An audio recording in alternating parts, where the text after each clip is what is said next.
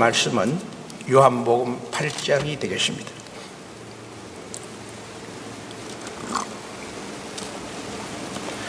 8장 12절에서 20절 말씀까지가 되겠습니다. 제가 12절 한 절 봉독해 드리겠습니다. 예수께서 또 말씀하여 이르시되 나는 세상의 빛이니 나를 따르는 자는 어두움에 다니지 아니하고 생명의 빛을 얻느니라. 이 말씀이 우리에게 은혜로 채워주실 줄 믿습니다. 우리 인간은 홀로 살아갈 수 없는 관계적 존재입니다. 그래서 일찍이 아리스토텔레스 같은 철학자는 인간은 사회적 동물이다, 사회 속에 살아간다. 그리고 윌리엄 템플 같은 사람은 우리 인간은 세계 속에 사는 존재다. 말틴 부버 같은 사람은 관계적 인간관계를 I and you, 너와 나의 관계 또는 I and it, 그런 관계 속에 살아가는 존재인 것을 우리에게 표현하고 있습니다. 다 정리하면 인간은 홀로 사는 것이 아니라 관계를 맺으며 살아가는 실존이다. 그렇게 정리를 할 수가 있습니다. 자, 인간이 관계 속에 살다 보니까 우리는 사람을 만나야 합니다. 그리고 사람을 만나면 그 사람이 과연 어떤 사람일까? 그 사람을 알려고 노력을 하게 되는 것이죠. 동시에 이 관계 속에서 또 내가 누군가를 나타내야 합니다. 나는 이런 사람이라고. 그렇게 하다 보니까 자랑도 해야 되고 또 자기의 어떤 신상도 공개도 해야 되고 또 회사에 취직하고 다른 데 가다 보니까 자기 소개서도 써서 부지런히 자기를 홍보하는 그런 것을 우리가 보게 됩니다. 그래서 오늘날의 시대는 많은 사람들이 PR의 시대다. 영어로 Public Relation. 우리말을 표현하면 대중과의 관계를 맺는 것. 더 쉽게 표현하면 홍보하는 거예요. 자, 여러분, 나를 홍보한다. 나의 PR 시대라는 겁니다. 그럼 나의 자신이 브랜드가 돼요. 브랜드화 시켜서 나는 이런 사람이다. 이렇게 다른 사람에게 자기를 소개할 수밖에 없는 것 아닙니까? 근데 여러분, 사람이 관계 속에서 내 자신을 아무리 어떤 방법으로 소개하는 것 같고 또 사람의 그 상태를 알려고 노력을 하지만 다 할 수 있습니까? 다 할 수가 없어요. 그래서 일찍이 그 명심보감 성심편에는 우리가 잘 아는 말이 있죠. 열길 물속은 알아도 한길 사람의 속은 알 수 없다. 성심편에 나오는 이야기를 우리가 지금 말을 하고 있습니다. 사자성어로는 수심가지 안심난지라. 알 수 없다는 거예요. 저 사람 도대체 그 속이 뭘까? 잘 알 수가 없어. 그게 바로 인간의 내면을 아는 것은 참 힘들고 어려운 일이다. 그렇게 우리가 정의를 할 수 있습니다. 자, 예수님도요 자기 PR을 했어요. 왜 예수님이 PR을 해야 되느냐? 예수님이 복음을 선포하기 있는데 이 복음을 잘 전해야 돼요. 그래야 되기 위해서는 자기를 나타내 알려야 한다는 겁니다. 자기를 소개해야 한다는 거예요.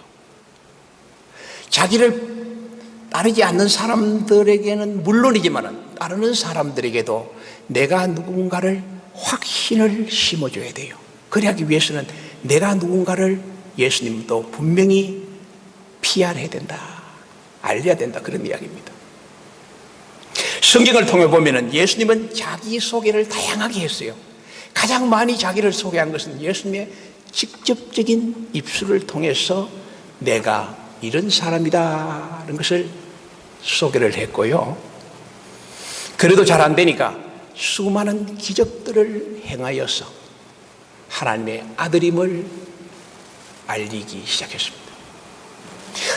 그러고 난 다음에 내가 누군가를 또 알리기 위해서 자기가 아닌 하나님과 성령님이 또 증언을 해줘요. 예수님은 하나님의 아들이다. 그러고 난 다음에 예수님을 따르던 수많은 무리들이 야, 저분은 정말 메시아다, 정인을 하는 경우도 있고, 또 예수를 믿지 않는 백부장 같은 사람은 예수님 십자가에 돌아가 죽는 골고다 언덕 그곳에서 예수님이 숨을 거둘 때에 흑암이 일어나고 바위가 터지는 것을 보고 진실로 하나님의 아들이다.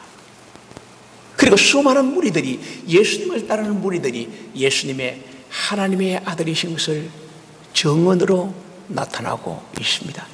아무튼 이렇게 해서 다양한 방법으로 예수님의 자기소개를 성경을 통해 많이 나타나고 있습니다. 그런데요, 성경을 연구해 보면 예수님이 자기를 소개하는 독특한 방법을 사용했어요. 어떻게 하면 나를 잘 소개할 수 있을까? 두 가지의 중요한 방법으로 예수님은 자기를 소개했는데요. 그 첫 번째가 이 말, 언어를 아주 간결하게 하면서도 명확하게 내가 누군가를 나타냈어요. 그를 이제 영어로 표현하면 A는 B다. A는 B다. 헬라 성경에는 에고 에이미, 우리말로 해석하면 나는 누구이다, 나는 뭐뭐이다, 이런 뜻이에요. 아주 간결하게 자기를 나타내는데, 그것이 우리가 요한복음에 지금 보면 많이 나타납니다. 나는 생명의 떡이다. 나는 생명의 떡이다. A는 B다. 에고 에이미. 그 다음에 나는 양의 문이다. 나는 길이요 진리요 생명이다. 나는 선한 목자다. 나는 부활이요 생명이다. 나는 참 포도나무다. 오늘 본문에 나는 세상의 빛이다. 야, 이 아주 간결한 단어를 통해서 명확하게 예수가 누군가를 나타내는 거예요. 여러분, 이 훌륭한 학자들은요, 말을 많이 하지 않습니다. 한 단어 가지고 세계를 지배하는 거예요. 다 예수님께 배운 거예요. 예수님은 아주 명쾌하게 간결한 단어로 나는 누구누구다, 이런 방법으로 자기를 이렇게 알리고 있어요. 그다음 또 하나의 방법은 어떻게 하면 이 사람들이 내가 하나님의 아들이라는 것을 잘 알 수 있을까? 그것을 이제 알리기 위해서 실물 교수법을 사용했어요. 훌륭한 선생님이죠. 말로 하면 안 되니까 어떤 사물을 예를 들고 사물을 보이고, 또 우리 인간이 많이 접하고 있는 그 내용들을 그와 접목시켜서 또는 비유해서 그 역할들을 생각하게 해서 기억나게 해서 내가 누군가를 알렸다는 겁니다. 그게 실물 교수법인데, 예를 들면 오늘 본문에 나는 세상의 빛이다. 예수님이 무엇을 비유했습니까? 빛을 비유했어요. 그 빛과 자기 자신을 이렇게 비유했다는 거예요. 빛은 사람들이 다 알아요. 햇빛이 비치고 있어요. 근데 이거는 일반적으로 많이 비춰도 사람들이 무관심하고 지나가는 거예요. 근데 오늘 본문에 예수님이 이 나는 세상의 빛이라는 말씀을 전할 때 성전 속에서 이 말씀을 하셨어요. 특히 오늘 본문 뒤쪽에 읽어보면 헌금궤 옆에서 이 말씀을 하셨다 이 말이에요. 오늘처럼 이렇게 공적 예배를 드리면서 예수님이 나는 세상의 빛이다, 그렇게 말하면서 자기 자신을 빛에다가 비유하고 상징을 했다는 거예요. 그러면 그 빛이 지금 성전 속에 어디 있느냐? 이스라엘 나라 사람들은 성전 속에 등불을 딱 켜놓고 늘 예배를 드리고 해요. 등불, 그게 무슨 의미냐? 그게 중요하다. 등불, 그게 빛이라는 거예요. 이 등불을 보이면서 예수님이 나는 세상의 빛이라는 실물 교수법을 말씀했다는 거예요. 등불의 의미가 대단히 중요한데, 이스라엘 백성들은 성전 속에 등불을 켜는 의미가 있어요. 그것은 첫 번째 의미는 빛이기 때문에 우리를 인도해 주셨다는 그런 의미를 던져줍니다. 인도. 빛은 뭐예요? 인도의 사명이 있죠. 등대가 무슨 일을 합니까? 등대가 딱 불을 비춰놔요. 그럼 지나가는 배들이 그 등대 불을 쫙 보고 항구를 찾아가지 않습니까? 빛은 인도하는 사명이 있다는 거예요. 이스라엘 백성들이 성전 속에 등불을 켜는 것은 이스라엘 백성이 애굽에서 나와서 가나안 땅에 들어가는 40년 과정 속에서 하나님이 낮에는 구름 기둥으로 밤에는 불 기둥으로 우리를 인도했다는 거예요. 야, 인도의 의미를 생각한다는 겁니다. 불 기둥으로 구름 기둥으로 지켰다는 거예요. 지키고 보호하고 인도했다는 거예요. 자, 예수님 나는 세상의 빛이라는 것은 나는 이 땅의 빛의 사명을 가지고 왔다. 절망과 죽음과 어둠 속에 있는 사람들을 건져내어서 하나님 나라로 인도하는 빛의 사명을 주기 위해서 왔다는 거예요. 이렇게 가르치는 거예요. 그 등불을 보면서 실물 교수법이에요. 또 이스라엘 백성들은 성전 속에 있는 등불을 보면서 무엇을 생각하느냐? 등불은 어두움을 밝히는 것이다. 그 어두움이 뭐냐? 이스라엘 백성이 애굽에 살 동안에 뭐예요? 그들은 어두움 속에 살았어요. 애굽은 어두움의 상징이에요. 애굽 사람들은 하나님을 믿지 않고 우상 숭배를 했고 하나님을 대적한 죄악의 물결 속에 살았던 사람이에요. 거기에서 주님이 뽑아낸 거, 무엇을 통해?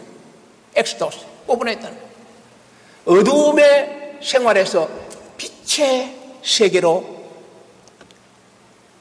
인도한 그런 의미가 있다는 겁니다. 등불이. 다시 말해서 예수님이 이 땅에 오셔서 우리가 죄악 속에 어둠 속에 있는 마귀의 자식들을 하나님의 빛의 자녀로 인도하기 위해서 내가 왔다는 겁니다. 교회가 뭡니까? 교회는 불러내었다는 뜻이에요. To call out. 세상의 어둠 속에 있는 수많은 사람들을 성전으로 불러내어서 하나님을 예배하는 것이 그게 교회란 정의라는 겁니다. 에클레시아, 불러내었다는 겁니다. 아, 오늘 또 주일 앞이나 예배 드리는구나. 하나님이 나를 불러주셨구나. 어디에? 교회에. 빛의 자리에, 어두움의 자리에서 빛의 자리로 나를 인도해 주셨구나. 그래서 등불의 의미는 어두움에서 빛으로.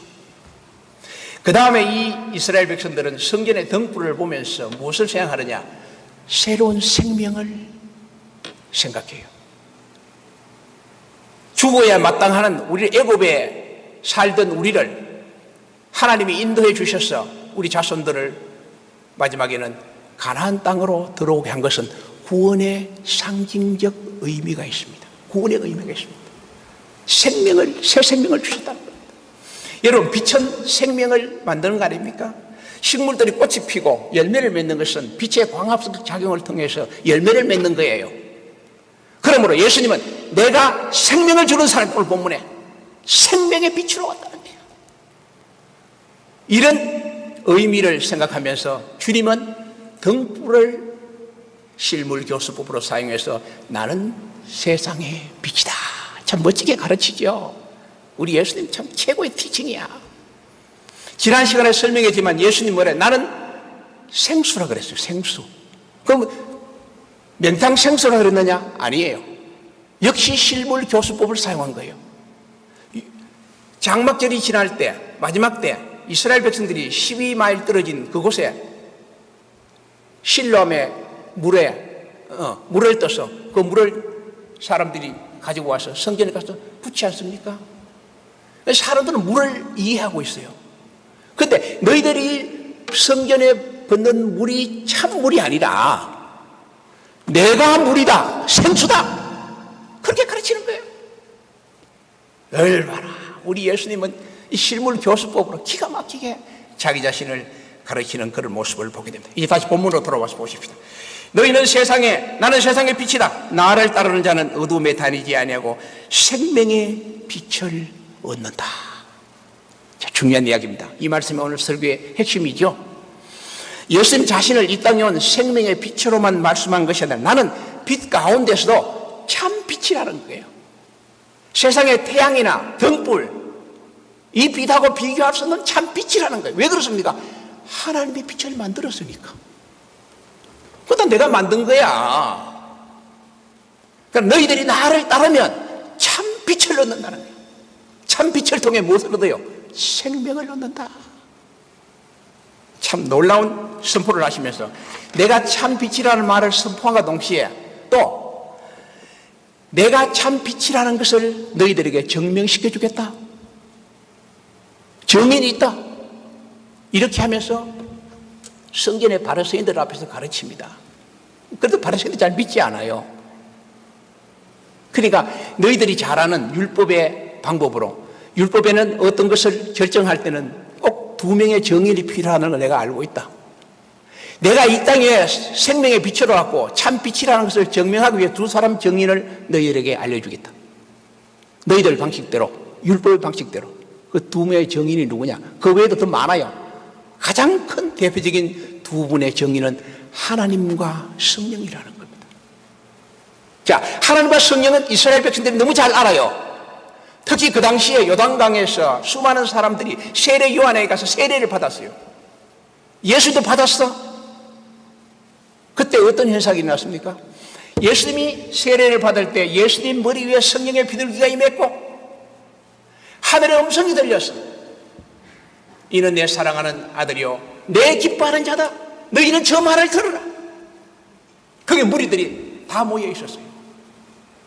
너희들이 너무 잘 아는 존경하는 세례요한, 세례요한 앞에서 내가 세례를 받을 때 하나님과 성령님이 내가 참 빛임을 증거해 주었다. 그리고 그게 모인 무리들도 다 증거해 주었다. 이렇게 해서 예수님이 자기가 참 빛인 것을 정언까지 이야기를 해 줍니다. 그래도 믿지 않아. 잘 안 믿어 이 사람들이. 그럴 때 답답한 마음속에 너희들이 왜 나를 참 빛으로 믿지 못하느냐. 그 이유가 있다. 그 이유가 뭐냐? 너희들은 오직 육신적인 인간적인 눈만 가지고 있고 율법의 시각만 가지고 있고 인간의 편견, 선입견을 갖고 있기 때문에 내가 하나님의 아들이고 하늘로 온 사람인 것을 너희들이 알 수 없다. 답답하다. 자, 여러분, 유대 종교 지도자들은 그 당시에 바리새인과 서기관, 장로 이런 분들은 누구보다 예수를 알려고 했어요. 왜냐? 자기들이 밥그릇과 관계되니까. 예수님이 등장하니까 자기들이 먹을 것이 없어져. 사람들이 그걸로 몰려가니까. 그래서 열심히 예수를 알려고 하고 실체를 파악하려고 애쓰고 그렇게 했어요. 그래도 그분들은 예수가 진실로 누군지를 알지 못했잖아요.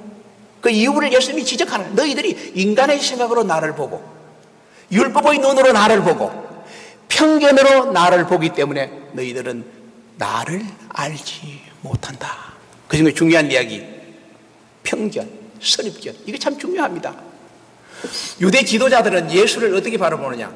예수 당신은 지금 금방스럽게 생명의 빛이라고 말하고 세상의 빛이라고 말하는데 우리가 볼 때는 너는 나사렛 동네, 시골 동네 촌뜨기고 목수의 아들이고 네가 뭐 배운 게 있어? 뭐가 있어? 그런 선입관으로 확 차 있는 거예요. 이 선입견이 무서워요. 편견이 무섭다고. 예수가 하나님의 아들로 나타난 그 사실은 전혀 인정하지 않고 캐캐묵은 옛날 그것만 생각하는 거예요. 우리 교인들 중에도요, 이렇게 대화해보면요, 그분이 예수 믿어 변하여 새 사람 되었어. 새 사람 되는 그 삶을 이야기를 해야 되는데 30년 전에 40년 전에 캐캐문 이야기 듣고 머리에 콱 박혀 그것만 이야기하는 거예요. 그 사람은 그래 본다는 거죠. 그래 어떻게 그 사람을 알 수 있을까요? 죄를 짓는 거지. 여러분, 파란 안경을 끼고 세상을 보면 어떻습니까? 세상이 파래. 세상을 바라보지 못해. 사람이 그 상대방을 우리가 알려고 하고 진면목을 알려면 선입견을 버려야 돼요. 아, 그 사람 그런 사람이야. 옛날에 그거 했대. 그럼 변화의 새 사람 되면 어떻게 됩니까? 바울이 예수 잡아 죽이고 나쁜 짓 하고 다 했어. 바울이 다메섹에 예수 만나고 변하고 새 사람 되었어. 우리는 바울의 새 사람 된 것을 믿고 따르고 그분의 말씀을 존경하지 않습니까? 근데 이게 문제라는 거야.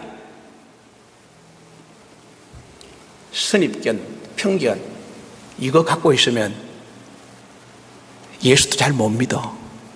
상대방을 우리가 잘 알 수가 없다. 그러니까 이 바리새인들은 결국 이런 선입견, 율법적 시각, 인간의 생각들이 그들의 마음을 지배하고 있기 때문에 그들은 예수를 알 수가 없는 거야.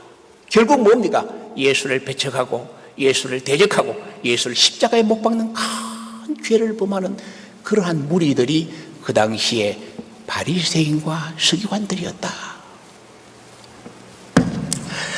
이 같은 사실을 세례 요한은 정확하게 증거해 주고 있어요. 이런 말을 합니다. 찬빛 곧 세상에 와서 각 사람에게 비추는 빛이 있었나니 그가 세상에 계셨으며 세상은 그로 말미암아 지은 바 되었는데 세상이 그를 알지 못하였고 자기 땅에 오매 자기 백성이 영접하지 아니하였다.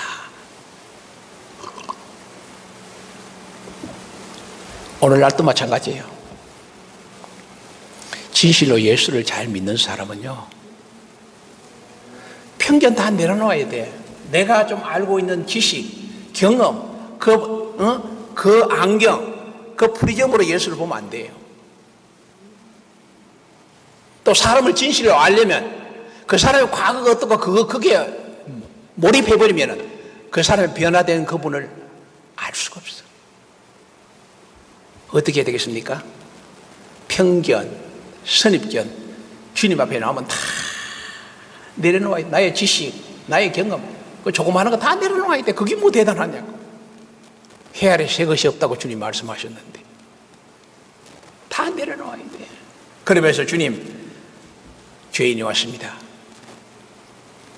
주님을 아는 것이 가장 고상한 지식임을 고백합니다. 내가 지금까지 알고 있는 것은 똥으로 얘기입니다. 바울의 이야기야. 최고의 학자 바울의 이야기야. 내가 알고 있는 경험과 지식과 모든 건 똥이라 얘기야. 아무것도 아니고 초등학문은 세상에 가장 미약한 중등학문도 아니고 고등학문도 아니고 초등학문이라는 그런 고백을 하지 않습니까? 그러니까 바울이 예수를 확실히 영접하는 거예요. 우리가 주님 앞에 나올 때 내가 참 신앙이 되기 위해서는 그런 마음을 가지지 않으면요, 우리는 종교인 받고 되지 못해요. 종교인이 뭐냐? 신앙생활을, 교회생활은 할 수도 있을지 몰라. 예수 믿는다고 다닐지는 몰라. 그 마음속에 주님이 없어. 참된 믿음이 없어. 그런 분들은 헌신이 없어. 말은 잘하는데 열매는 하나도 없어. 그런 분들은 환란 오면은 누가 교회 나오면 아무도 오지. 안 나와. 자, 앞으로 시대는 하나님이 믿음의 사람들을 모으기 시작합니다. 한번 보십시오. 하나님 믿음의 사람들을 모은다는 거예요. 우리가 어떻게 해야 되겠냐? 내가 참 믿음의 사람이 되어야 되겠다. 다 내려놓아야 돼요. 주님, 나의 생명도, 나의 건강도, 나의 인생도, 나의 가정도, 나의 자녀도 하나님께 내려놓습니다. 제가 뭐 아는 거 뭐 있습니까? 살든지 죽든지 주님 영광을 내서 살 수 있도록 주님 저에게 지혜 주시고 믿음 주시고 은혜를 주시고, 그리하면 누가 책임집니까? 하나님이 책임지는 거 아닙니까? 세상이 그로 말미암아 지었고 세상의 모든 것들의 주관자이신 그 하나님이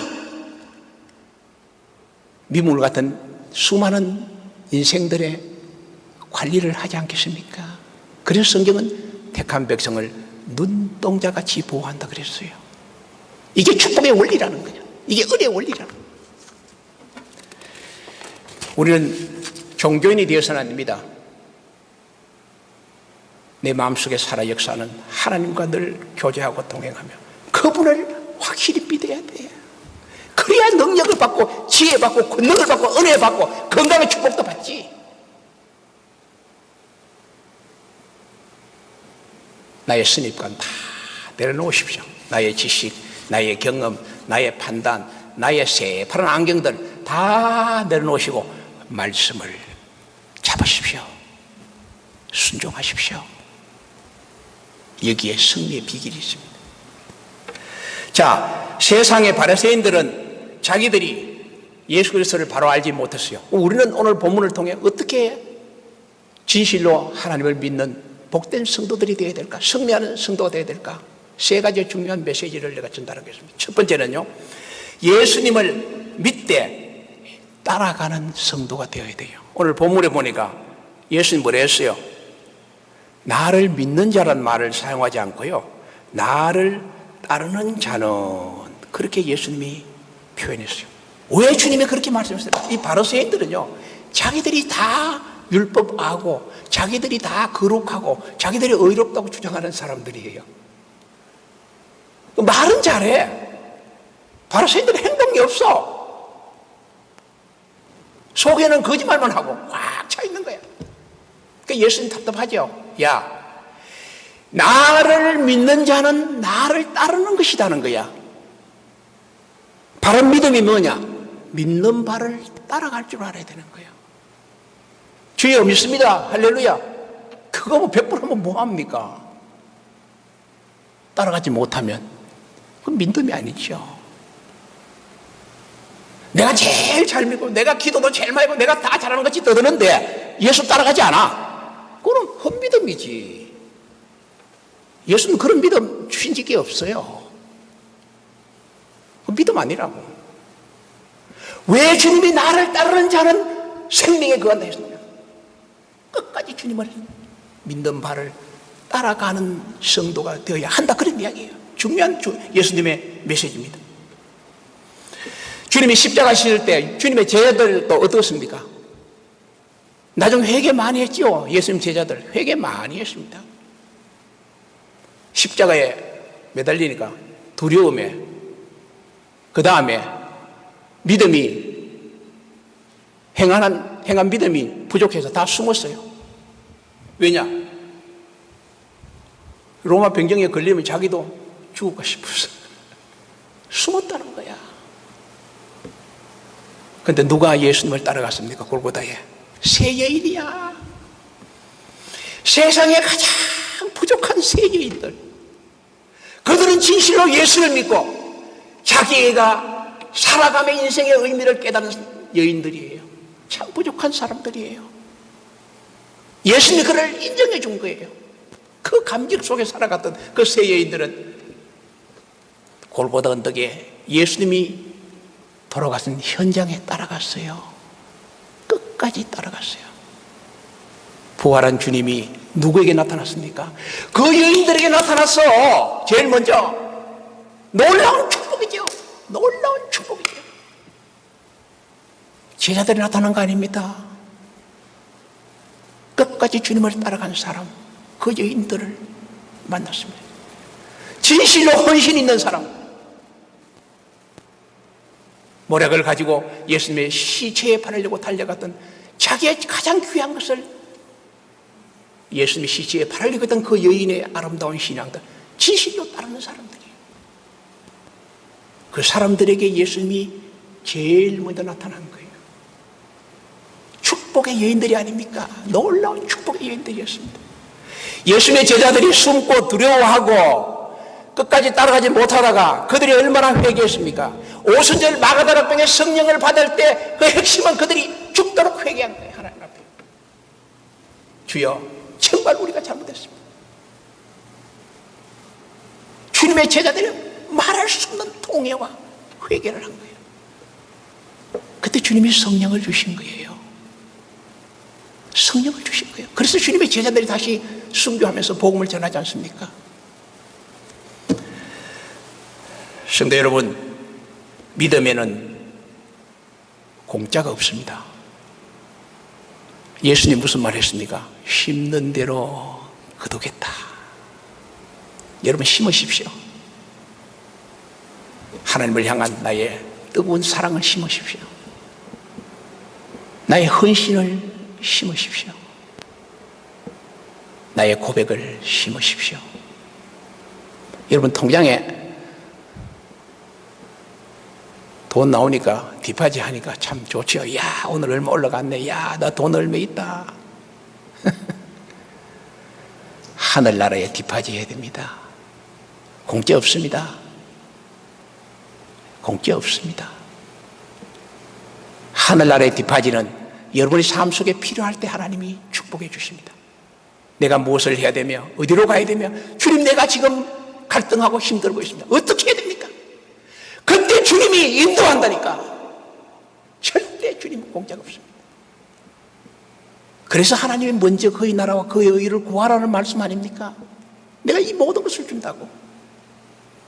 이렇게 믿고 행하는 사람은 하나님의 넘치는 은혜와 축복을 받습니다.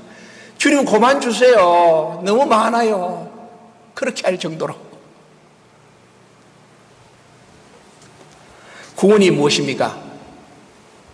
구원은 믿음으로 얻는다. 다 알죠. 그 믿음이 무엇이냐?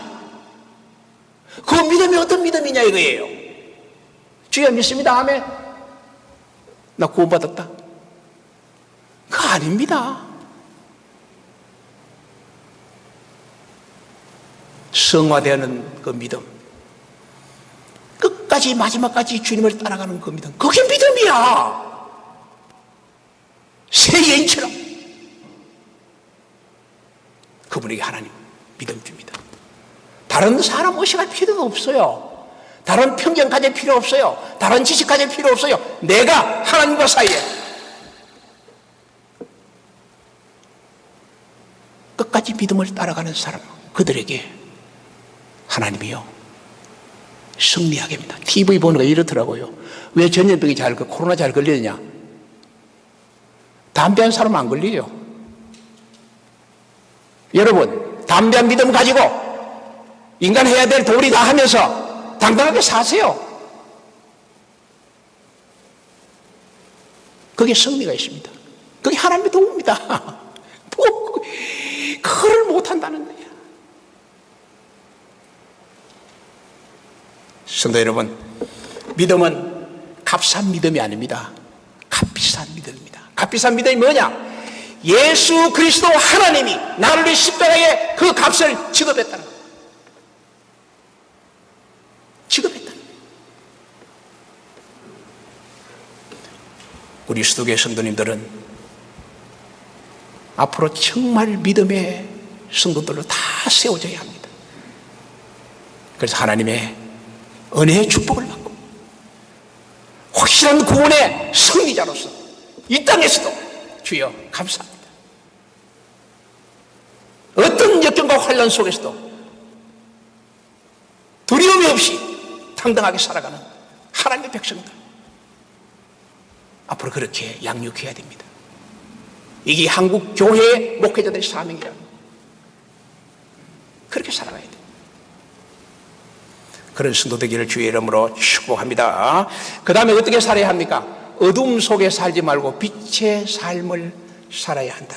어둠은 항상 무엇입니까? 영적으로는 어둠의 세계, 사단과 마귀고 그를 따라가는 삶이 죄의 종이에요. 빛의 삶은 무엇인가? 빛은 하나님이에요. 하나님의 종이 되는 거예요. 빛의 자녀가 되는 거예요. 빛처럼 행하라 그랬어요. 빛의 열매를 맺으라 그랬어요. 내가 빛 가운데 거하면 빛의 열매를 맺고 어두움에 거하면 어두움의 열매를 맺는 거예요. 빛의 사람은 사랑과 그리고 용서와 섬김과 의로움과 화평과 평안과 파지티브 긍정적이고 그런 열매를 맺는 거예요. 그 반대는 뭐예요? 어두움의 반대는 항상 프라블, 절망과 비판과 아픔과 두려움과 어둠 속에 살아가는 거예요. 그래 살지 말자. 애굽의 어둠의 우상의 삶이 아니라 하나님을 떠난 삶이 아니라 가나안으로 인도하신 그리스도 안에서의 삶, 그런 삶을 살게 될 때 하나님은 우리에게요 주렁주렁 빛의 열매를 맺어주고 축복해 주십니다. 지금 우리가 그래 산다면 거기서 나와야 됩니다. 홀링 아웃, 어둠의 자리에서 나와야 돼. 누가 나오라고 말 들을 필요 없어. 내가 하나님 앞에 내가 어둠 속에 생활하고 있느냐, 나의 조그만 지식과 편견 때문에 어둠의 생활을 하고 있느냐, 이것을 우리가 스스로 발견해야 돼. 그래서 나와야 돼. 나와서 어디로 들어가야 돼요? 하나님의 품으로, 말씀의 품으로, 빛의 세계로. 마지막으로 그렇게 살면은 하나님이 우리에게 생명의 빛으로 승리의 삶을 살게 합니다. 주님이 이 땅에 오신 목적이 무엇입니까? 생명을 얻게 하는 거 아닙니까? 우리 생명 얻어야 합니다. 영원한 생명 얻어야 돼요. 어떻게 얻습니까? 주님을 끝까지 믿고 따라가며 어둠에 거하지 아니하고 빛의 삶을 살아갈 때에 생명의 삶을 주십니다. 생명은 살아있다는 거예요. 살아있는 신앙이에요. 살아있는 생명은 하나님이 생명의 역사를 일으킵니다. 언제? 우리의 삶 속에서. 어떤 나의 삶 속에 어떤 어려움과 역경과 두려움과 환난이 오더라도 두려워할 필요가 없습니다. 이사야는 우리에게 말하지 않습니까? 두려워 말라, 놀라지 말라, 내가 너와 함께함이라. 나의 의로운 손이 너를 붙들리라. 내가 참으로 너를 도와주리라. 나의 사랑하는 벗, 나의 사랑하는 종, 나의 사랑하는 택한 백성들아, 기도합시다. 하나님 감사합니다. 오늘도 주님을 따라가는 믿음 주시고 은혜 주셔서 예배드리게 하신 것 얼마나 감사한지 모릅니다. 앞으로 세대가 악한 세대가 되면 더욱더 예배를 드리지 못하는 시대가 올지 모릅니다. 주님, 세상 따라가지 말게 하시고 주님 따라가는 복된 성도들 다 되게 해 주십시오. 오늘도 주 앞에 나올 때 귀한 예물들, 하나님 사랑하는 마음으로 물질을 성금교회에 봉헌했습니다. 손길들마다 우리 하나님의 놀라운 은혜와 축복으로 넉넉하게 채워주시니 생명의 빛으로 인도해 주시옵소서. 예수님의 이름으로 기도드립니다. 아멘.